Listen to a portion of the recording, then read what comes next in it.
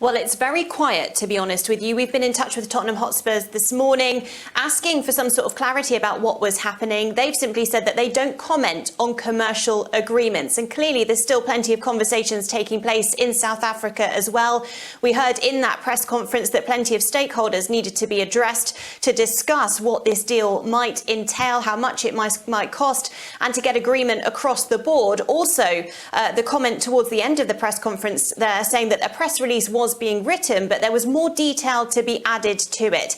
And this briefing was touted as a bid for South Africa Tourism to try to set the record straight. And that's certainly what the acting CEO of South Africa Tourism tried to do there, clearly stressing that while this deal is worth a reported 1 billion rand, the actual return on investment could be close to around 88 billion rand. And that, he said, would be important over the next 3 years, a way to try to boost the economy and drive the economy forward over that time period, stressing that he feels, as well, along with the rest of South Africa Tourism, that the UK is a good market to be investing in, trying to encourage travellers after the pandemic and get more people to visit South Africa to put more cash into the economy there. But quite understandably, perhaps, there has been plenty of criticism about this, not least because the amount of money being spent is substantial, but that also because plenty of people are saying that it should be spent on other projects like energy instead.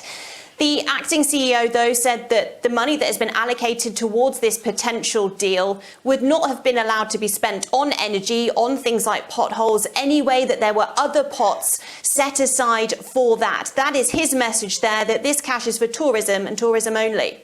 Absolutely. So going forward, we know that Tottenham Hotspur were supposed to have some sort of media briefing anyway. Presumably, given the fact that they've said that they're not prepared to talk about the sensitive commercial issues, that's off the table for now.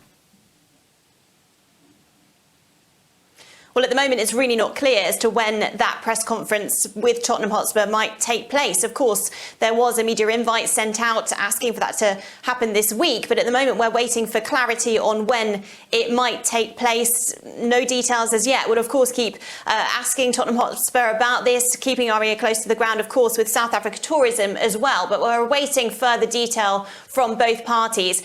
But given what we heard in that press conference, that message from the acting CEO of South Africa Tourism, that there were still conversations that needed to be had, if we're betting on it, we'll say that there might be a bit of time to go until we have that deal signed. We know that the acting CEO said that it hadn't been signed as of yet, but that there was an intention to do so. But clearly, there is plenty more to discuss there. Absolutely. And then lastly, Laura, just in terms of British people's appetite to travel following COVID, do you see that increasing? And I mean, just from your perspective, you know, do you think South Africa is a destination that some of them might be interested to come to?